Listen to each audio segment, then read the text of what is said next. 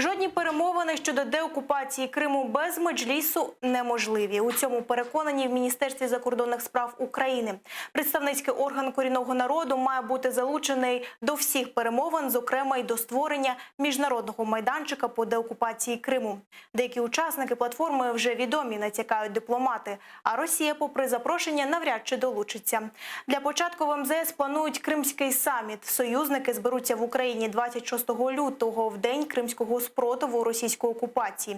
Якщо, звісно, не завадить пандемія. Але для ефективної спільної роботи має бути постійна комунікація з главою держави, підкреслив голова Меджлісу Рефат Чубаров.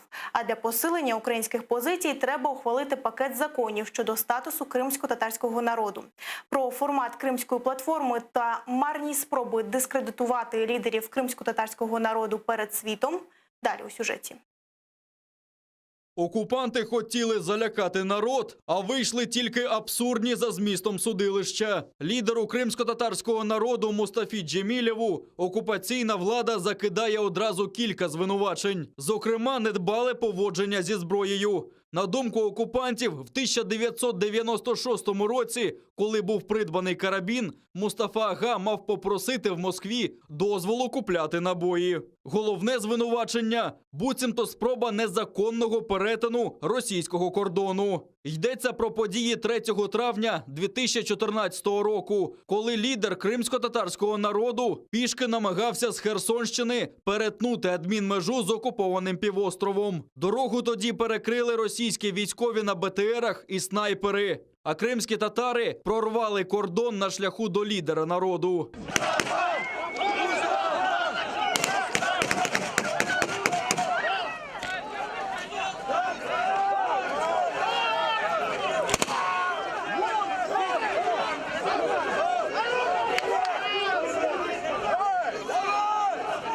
А цьогоріч окупаційні суди взялися за розгляд так званих справ проти Мустафи Джемілєва, голови Меджлісу Рефата Чубарова та віце-президента Всесвітнього конгресу кримських татар Лінура Іслямова. Втім, абсурдні звинувачення – лише ширма, переконаний Мустафа Джемілєв. Бо ж насправді так окупаційна влада готувалася до маршу гідності. Ходи за участі українців, кримських татар та міжнародних політиків анонсованої на 3 травня цього року. Они возбуждают вот это дело именно с целью, я думаю, во-первых, иметь основания. Если мы, скажем, если с Рефатом Чубаровым подойдем к кордону, как запланировано было, с этим пешим маршем, чтобы у них было основание, так сказать, заранее уже вынесенный приговор о нашем аресте.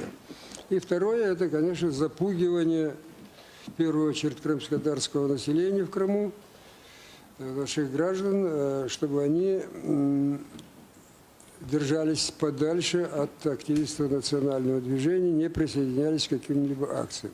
Торговельна та енергетична блокада Криму завдали багатомільярдних збитків окупантам. Тоді, у вересні 2015 року, кримські татари перекрили шлях товарам на півострів. Ще за 2 місяці впали електроопори. І Крим занурився у темряву. Щоб бодай частково поновити живлення, в окупантів пішли місяці та мільярди рублів. Вони назвали це злочинною диверсією і звинуватили в цьому віце-президента Всесвітнього конгресу кримських татар Лінура Іслямова. Этим временем я хочу как раз-таки гордиться, потому что это те лучшие граждане Украины, которые не позволили дать возможность поставлять электроэнергию.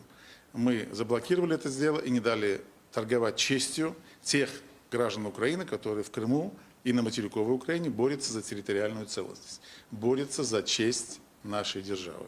Нападками на лідерів окупанти хочуть деморалізувати весь народ, переконаний адвокат Микола Полозов. Вони вважали, що судилища допоможуть прибити непокору окупаційному уряду. А з іншого боку, це спрямовано на західних партнерів України. Мовляв, лідери народу – терористи, диверсанти і порушники законів, тобто не заслуговують на підтримку.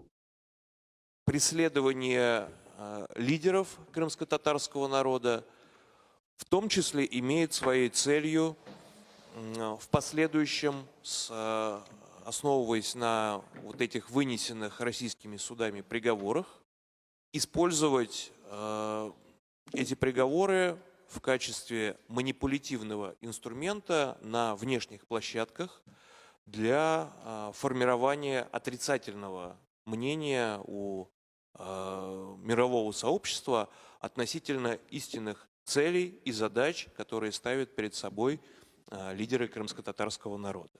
Судилища окупантів абсурдні і юридично нікчемні, але Україна має відповідати, переконаний Рефат Чубаров. Йому окупанти закидають організацію заворушень біля будівлі Верховної Ради Криму 26 лютого 2014 року та заклики до порушення територіальної цілісності Росії. Україна судиться з Росією в міжнародних кримінальних судах, але мають бути реальні вироки й українських судів. Всі ті справи, які відкриваються в тимчасово окупованому Криму або в Російській Федерації проти українських політиків, проти кримськотатарських політиків, вони мають завжди знаходити не просто реагування з боку української сторони, але вони мають стимулювати певні практичні дії різних відомств і спеціальних служб української держави. Крапку у репресіях та безчинствах окупантів поставить тільки звільнення Криму від загарбників. Допомогти в цьому має Кримський майданчик. Союзники України та всі, хто хоче долучитися до звільнення Криму, запрошені президентом України. У МЗС запросили і Росію, але там впевнені, що вона відмовиться. Кримська платформа за планом складатиметься з кількох рівнів: голів держав, міністрів закордонних справ і міністрів оборони, парламентарів та експертів. Але просувати перемовини щодо долі Криму неможливо без участі Меджлісу, наголошують в МЗС. Для Міністерства закордонних справ України залучення Меджлісу кримськотатарського народу є надзвичайно важливим. Це і участь в різних заходах на рівні різних міжнародних організацій, різні сайд-івенти, різні конференції, різні дискусії. Тобто всі адвокаційні заходи, де Меджліс запрошений як ключовий стейкхолдер процесу.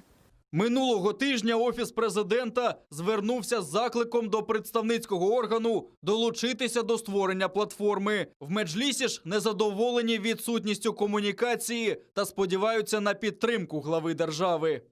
Що стосується побажань Офісу президента України щодо тих очікувань від Меджлісу, зрозуміло, що по всіх тих програмах і по всіх тих заходах, які проводяться українською державою, у разі, якщо вони з нами обговорюються, напрацьовуються, і ми до них залучаємося, ми максимально, як і раніше, налаштовані на спільну роботу. Взаємодія Меджлісу з президентом має бути унормована законодавчо, наголошує Мустафа Джемілєв. Серед іншого, важливо підписати постанову щодо спільної взаємодії та нарешті призначити уповноваженого у справах кримсько-татарського народу. Його кандидатуру запропонували президентові, але в його офісі вже більше року не можуть її затвердити. Крім того, розгляду у парламенті очікують 3 основні закони щодо статусу кримських татар та Криму. Очень важно, конечно, в этом плане деоккупации Крыма, принятие со стороны Украины ряд законодательных актов.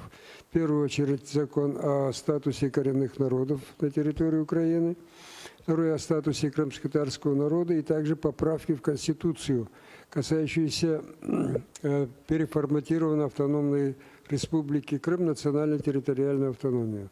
А в МЗС анонсували Кримський саміт 26 лютого 2021 року, в день кримського спротиву окупації. У відомстві підтвердили, що вже є список країн-учасниць Кримської платформи, але поки його не оголошуватимуть.